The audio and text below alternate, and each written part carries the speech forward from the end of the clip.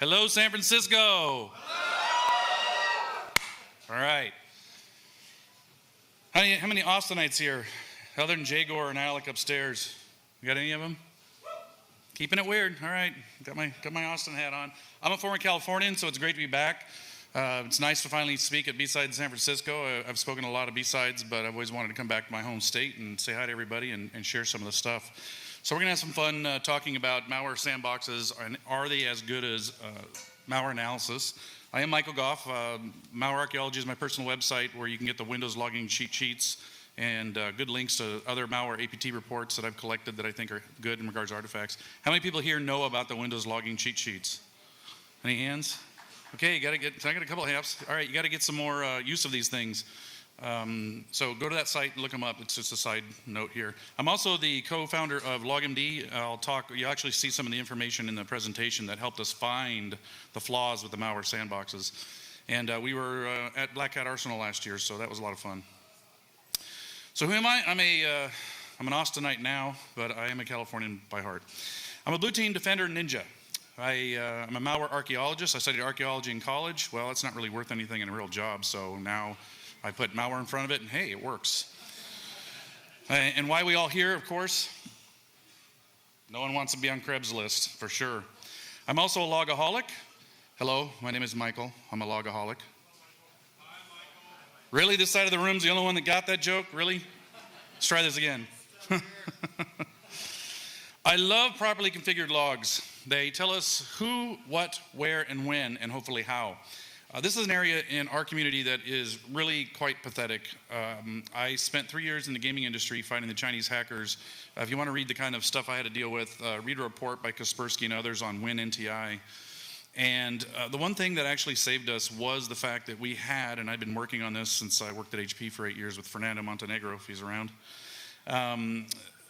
turning on logging and properly using it. And we had done this, and it was amazing how much stuff we caught of the behavior from the Chinese attackers where all the other security products failed. So to me, they're incredibly important. They should be the number one priority for you guys going forward to get these things collecting what you want. And you might see why here in a second. I also created the malware management framework. Think vulnerability management, but with malware. You read the APT reports, you look for the interesting artifacts, you put those in other tools, and you look for those things. And then the cheat sheets.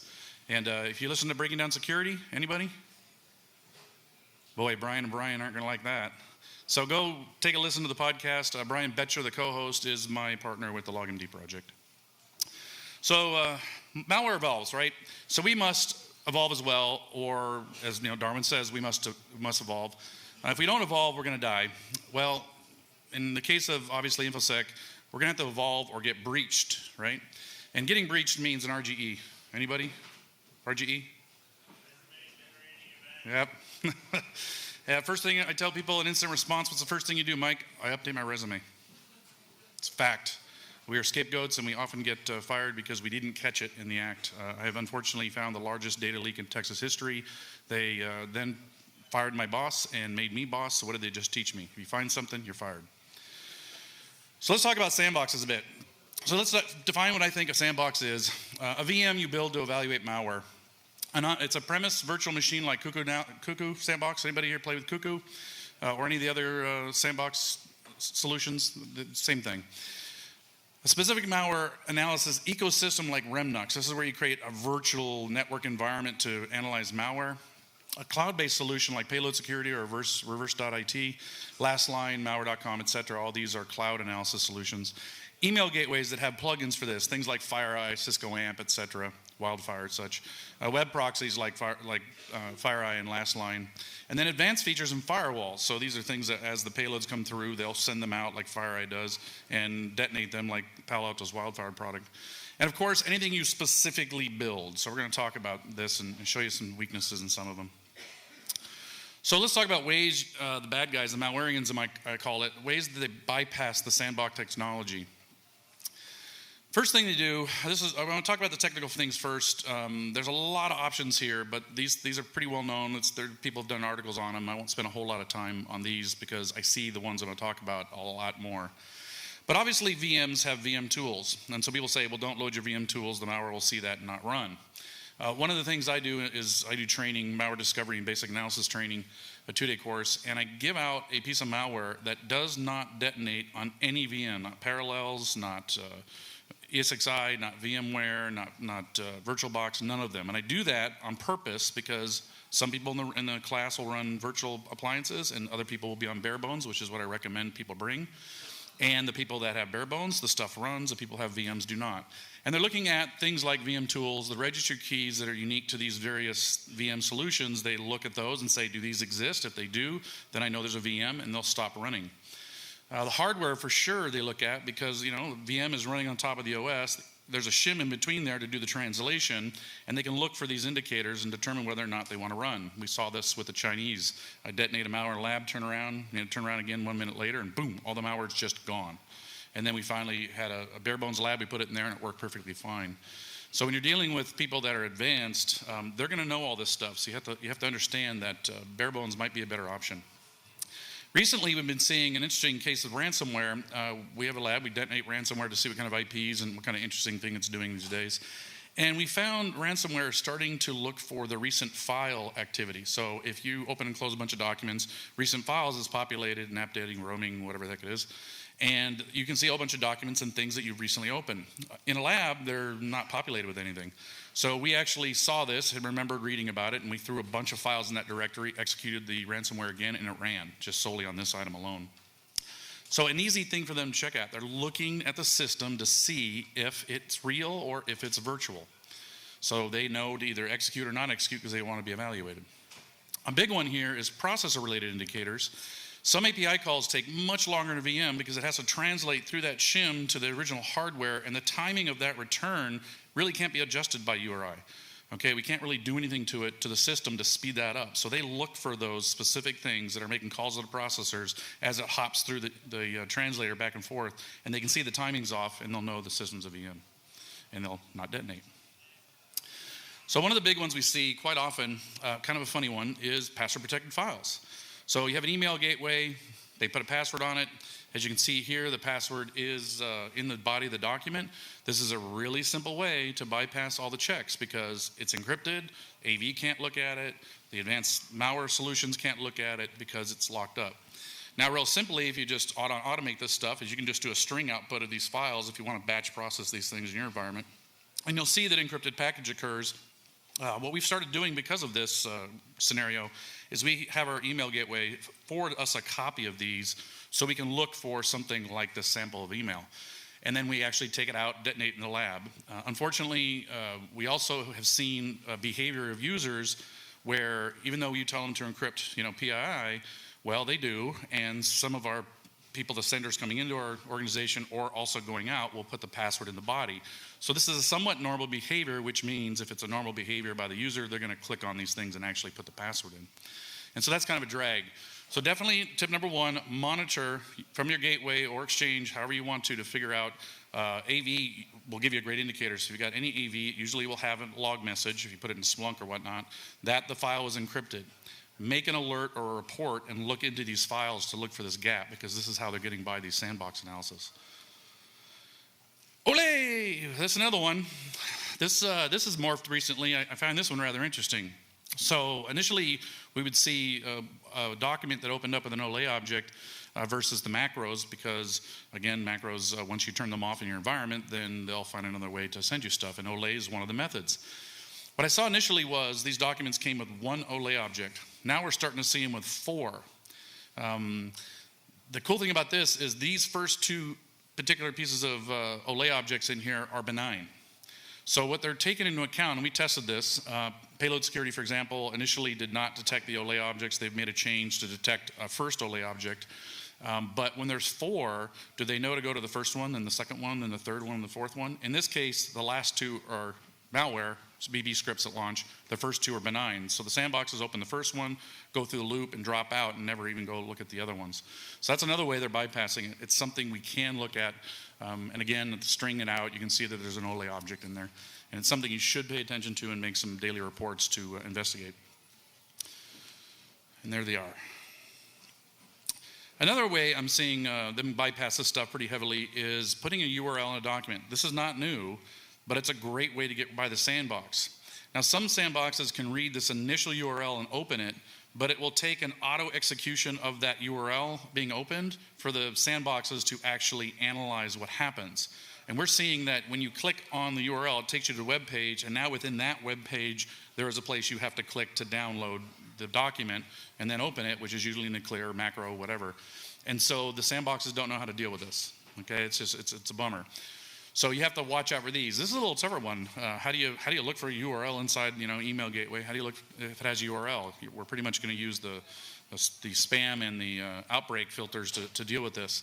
So this is one you should definitely take note of as well, because I think this is a clever way. If you have a web proxy, obviously that helps, so you can do some stuff there.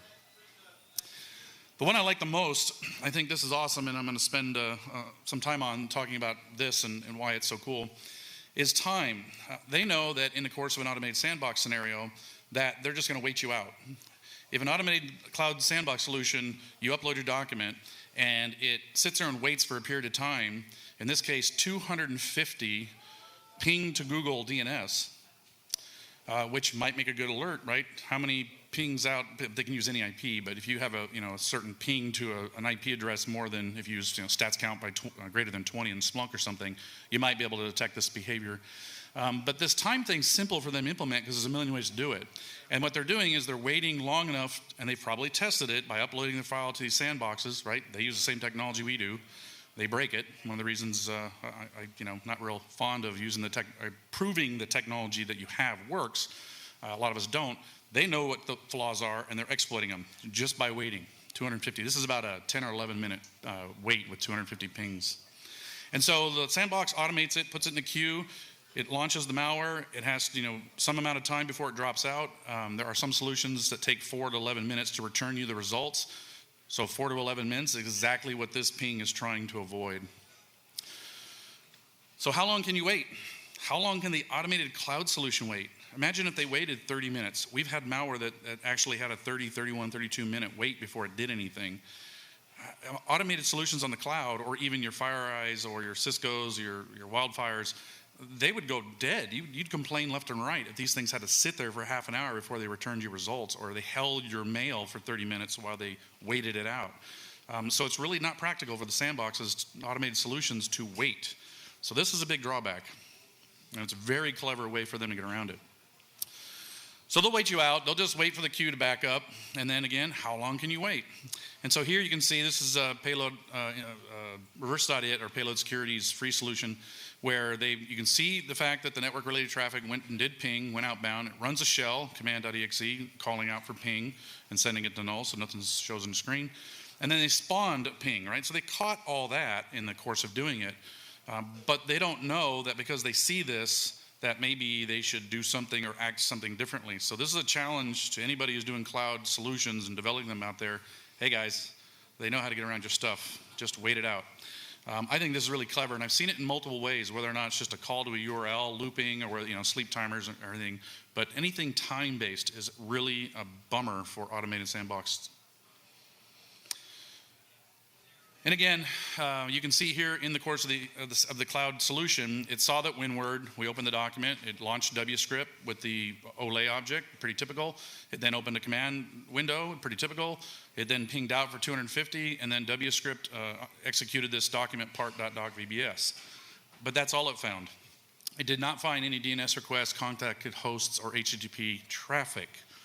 So again, not only did the online cloud solution give up, but so did our email advanced malware protection.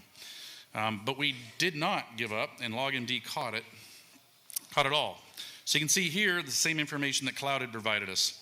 Cloud provided us, basically the doc opened the WScript, opened the ping, and then ran the ping 250 times. Uh-oh. Hey, what happened there? Is that you guys or me?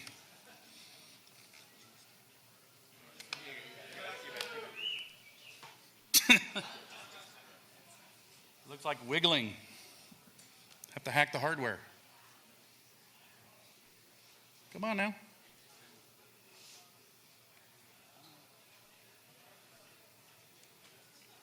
Houston, we have a problem. Are you picking us? Come on, I'm from California. Be nice.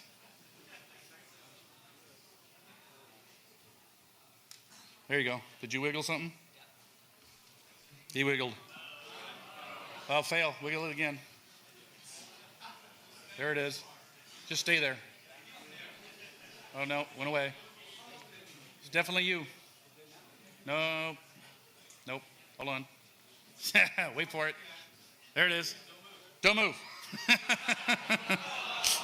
What the heck?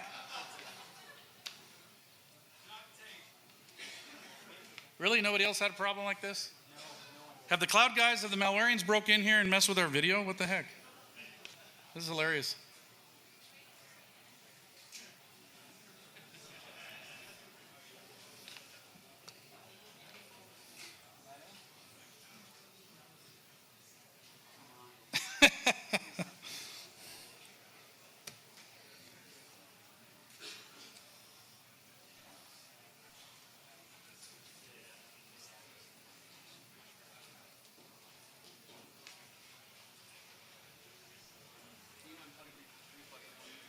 Yep.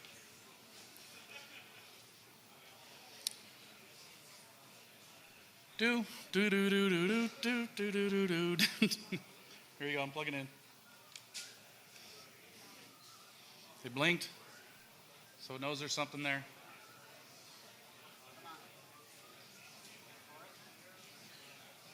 HDMI? Yay! No! All right, techies. It worked for that long and now it's decided to stop. What the hell?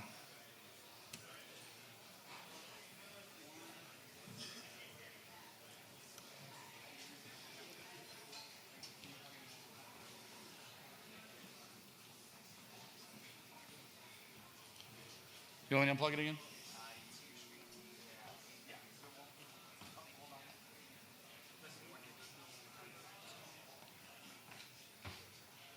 All right.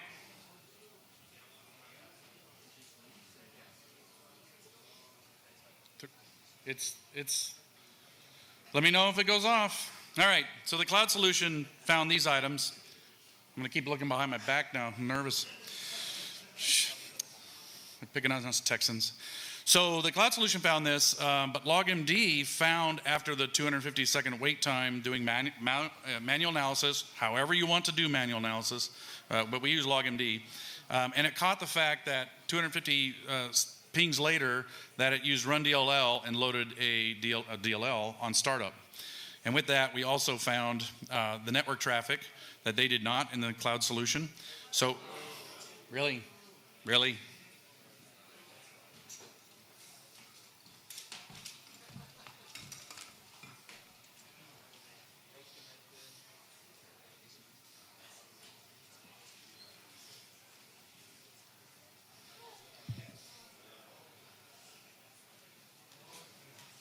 Do.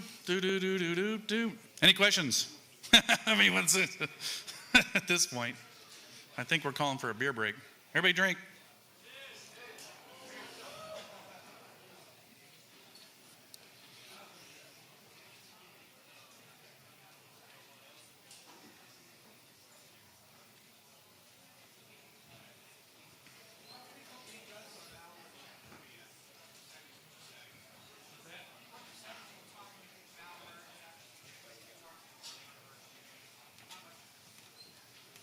The question was, what percentage do I see malware checking to see running on a VM?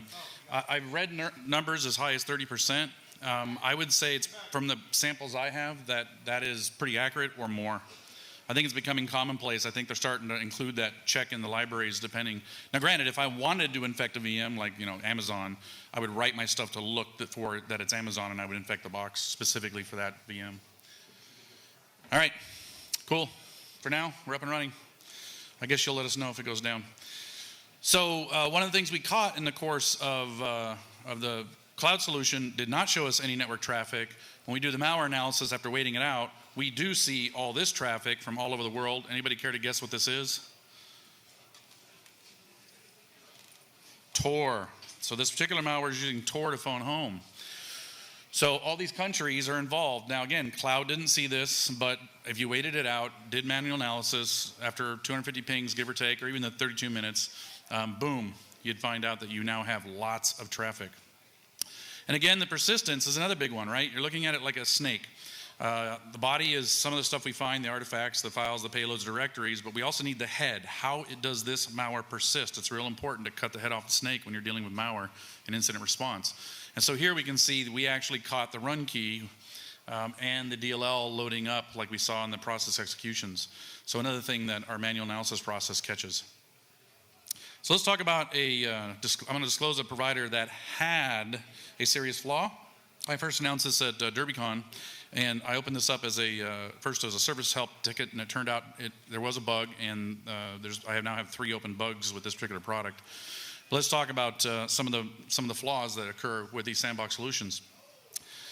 So, hey, got a fax. Seriously? So 90s. Still get faxes today. It's ridiculous. It was an attached Word doc. You can see from the date to give you a perspective of time of when all these kind of sequences happen. They all look like this. They actually was a screenshot of an eFax. Now, in real basic malware analysis, we can open up, if you don't know how to do this, if you haven't done this before, Word docs are just archive files. If you open them up, you can see the fact that macros are in there. If you click on that folder, you can see that it contains VBA. At this point, I know something bad's in the document. Pretty straightforward. I can do this at the command line as well with the 7-zip command line stuff. And you can see it contains macro. So immediately the cloud solution should see this before they ever try to analyze it and say, I might want to think twice about this. And of course, at the command line, we can look at certain strings. I always, again, if you just string out the docs, you can see the word macro, or macros in this case, and the macro to sort to select, blah, blah, blah, blah, is in the clear text string of the Word doc. And then also the infamous doc open, that's what's going to happen when it opens and the content's enabled, it will auto execute. And again, just using strings, I can find this out. Pretty straightforward. And then, of course, Office Mouse Scanner, where you check out Word docs and you go ahead and look at it. And even Office Mouse Scanner saw it was malicious in nature. And you can also extract the VB script using the info tag in Office Mouse Scanner. So there's 3 things I did. Took me less than a minute. And then here's the fancy pants email gateway solution, looking at the file. We can see outbreak filters, none. So this is not an outbreak. We can see that the anti-spam engine sees it's fine, it's negative. We can see the AV does not yet know about it, so it's clean. And advanced malware, final verdict, clean. So I'm saying it's, really?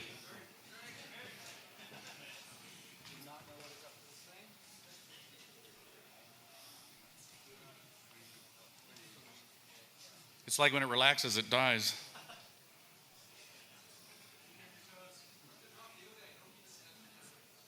What? Well, plus my failure, sir.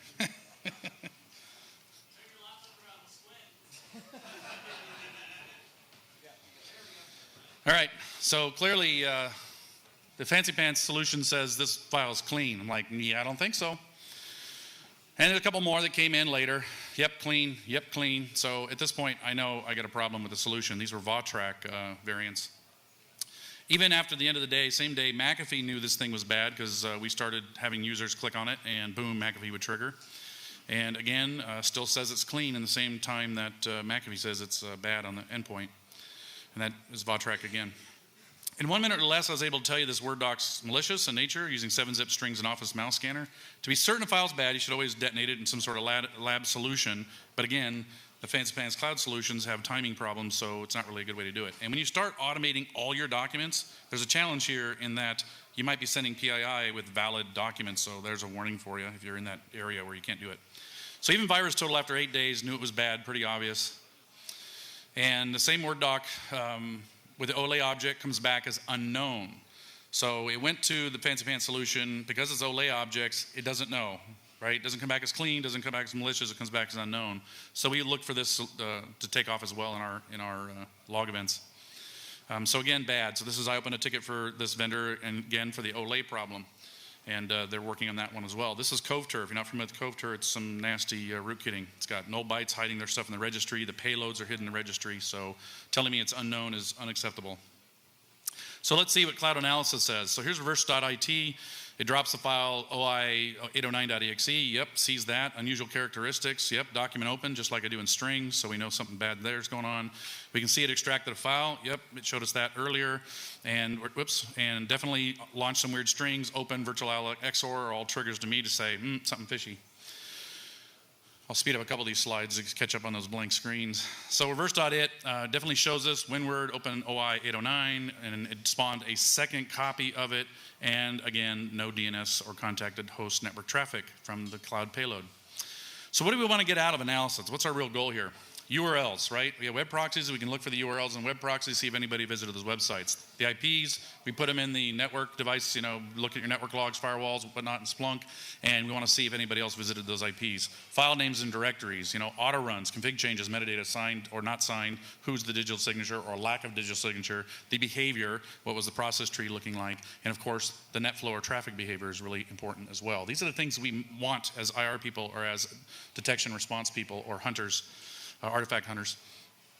So why do we want this data? Well, obviously, you want to know who else got infected, who else opened these documents. It'd be nice if we could block them all, but the reality is there are flaws in these products, so therefore we have to keep up with this and make sure we check to see if anybody else got these. What was added to the system, what was changed? So we can either reimage the box, know they have to reimage the box, or clean it up. We're IR people. We have to clean up the stuff. If someone says you got 100 machines, I can't reimage 100 machines. It'll take us 2 weeks and all those people won't be working, so you got to clean it up. All depends on your... There's a timing here. This is really funny, right? Timing of the thing going out, just like... It's a timing attack. It's a timing attack on the video.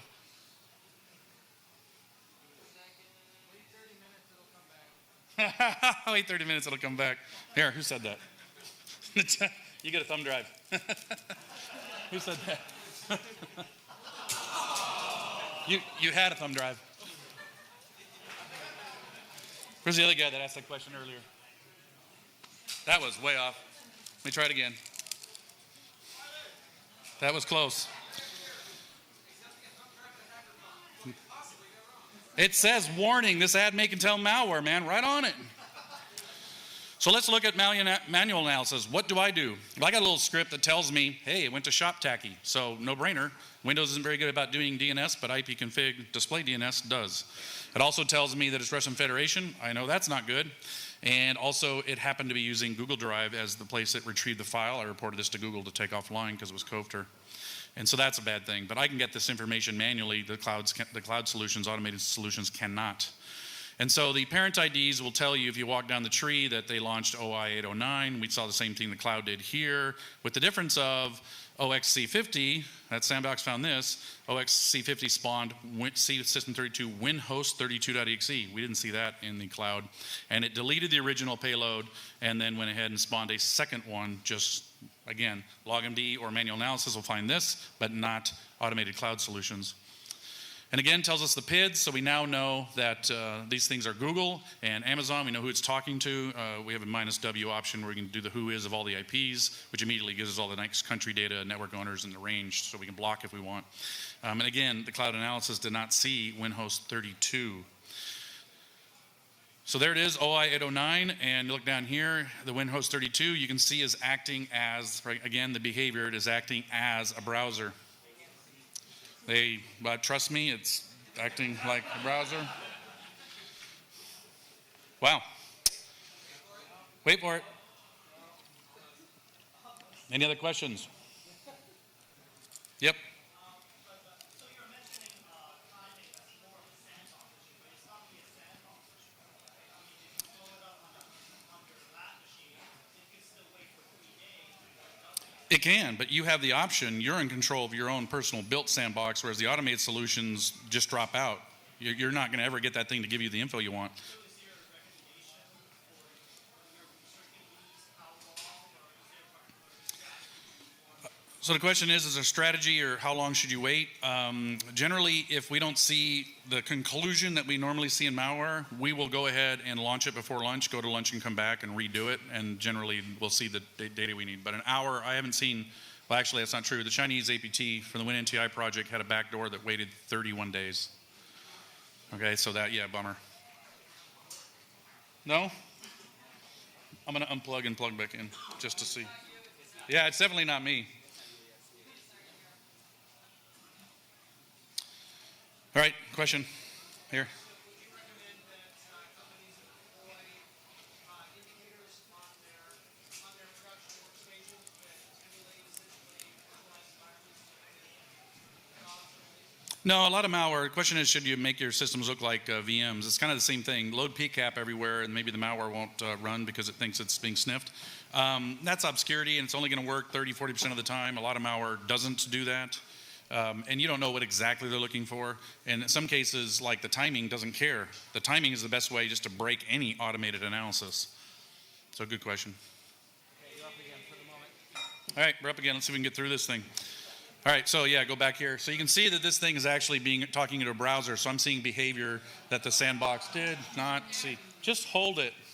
If that would work, I would. No, it's not your end, it's the box that's put. Just hold the laptop up.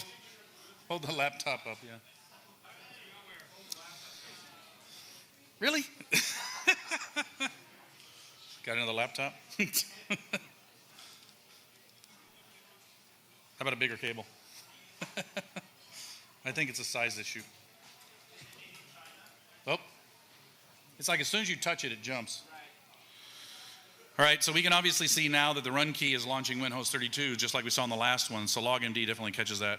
And you can see here that you can see that OI 809 spawned WinHost 32 and that they have the same hash. So it is exactly the same file. So they know cloud will see OI 809. You'll go look for OI 809. And it actually, what you're looking for is WinHost 32. And it's not going to be there. You're going to miss it. So this is a perfect example of a tactic they use to avoid getting caught. Right there. So you can see the hashes are the same. You had to look quickly. Hope you didn't miss it.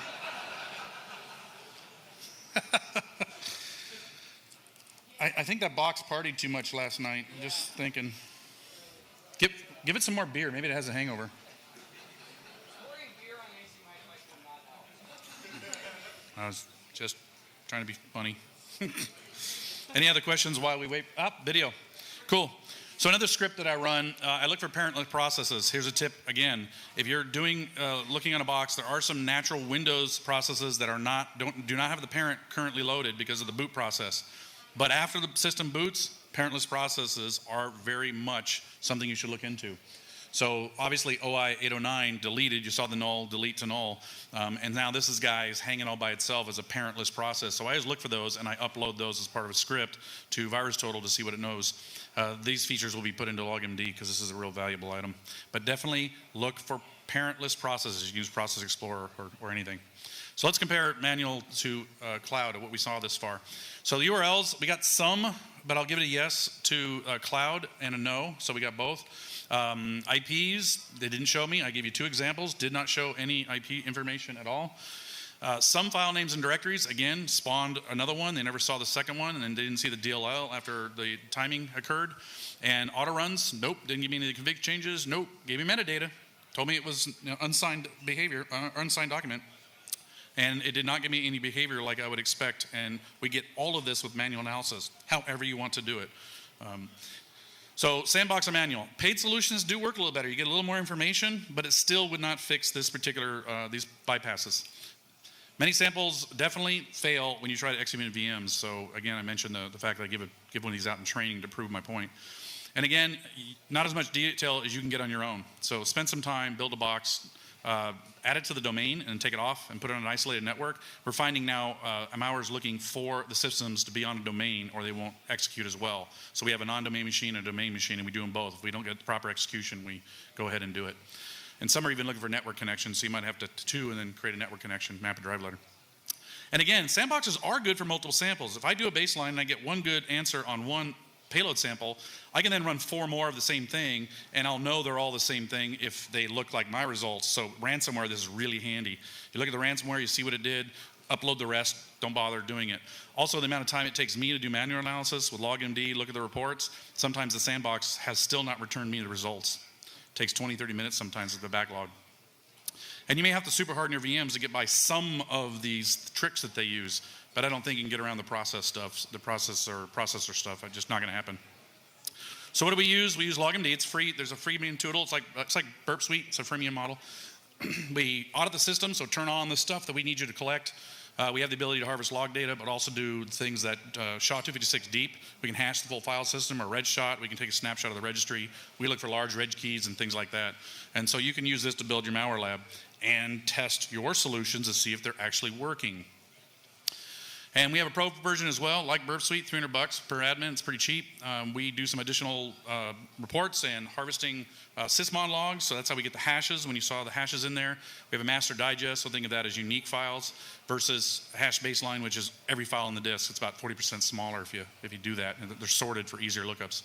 And the whois stuff that you saw me see that was Google. And then with Windows 8, 1, and 10, there's a SRUM database, System Resource Utilization Monitor, can tell you the application and how many bytes in and out the application made. So once you figure out what the binary is, I can go look up Winhost 32 and see how much data went out. And so I can now measure not only the potential loss of data, but then I can go back in time within the 60 days that SRUM gives you, and I can tell you when the box was first compromised. And you get free updates for a year and a manual. So again, PowerShell details, we have a report for that. PowerShell is being used more and more in malware. Metasploit stuff as well uses pretty heavy in PowerShell. We're about to release an auto runs report in April, and virus total stuff lookups as well. So we do some really cool stuff and add the parentless process and all the whitelisting that we talked about earlier. So what do we get with all this? Manual analysis gives you what, where, who, and the details to improve your active defense. And each one of these samples I gave you, I do it in about 15 minutes, faster than the sandboxes return me. Obviously, I'm efficient at it. It's what I do every day. But you can get pretty efficient. What used to take me an hour takes me 15 minutes. What used to take me 2-3 hours takes me an hour. So it's a big time saving doing this, and I don't have to wait for the cloud solution to return stuff. And again, at the level, as your level of experience starts coming down, you're going to trust these solutions more. Use manual analysis, you'll get better results for sure. And that's it. With all the interruptions, I'll take questions on or off the stage, and those who ask good questions will get a thumb drive. All right, any other questions? Go back and do this, and that's your actionable takeaway here. You can actually go back to work and do this, not theory. Yes?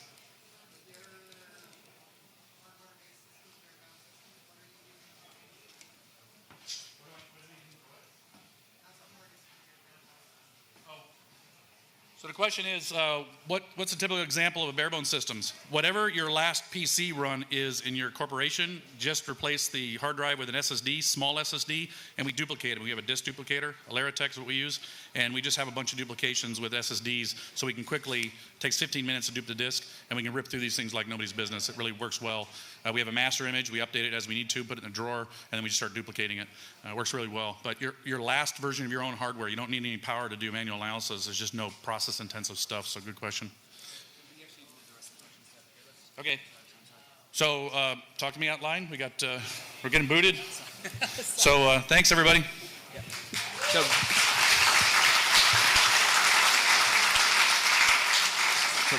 I should get 2 of those, to be honest. Yeah. We already gave the 2 away. So once again, follow up with Michael on Peerlist. Give any feedback for the conference itself on Schedge, which is the application you have in your phones for doing the scheduling or seeing the schedules. On behalf of BSides and Fitbit, we'd like to present you with the Fitbit Alta and remind you that motivation is your best accessory. Thanks, sir. Also, we have we'd also like to thank our major sponsors, HackerOne and Fitbit. Thank you very much. The next talk should start in about 1 minute. By a minstrel that was sent from another land across the cobblestone streets in golden shoes. That was a great talk. I walked all the way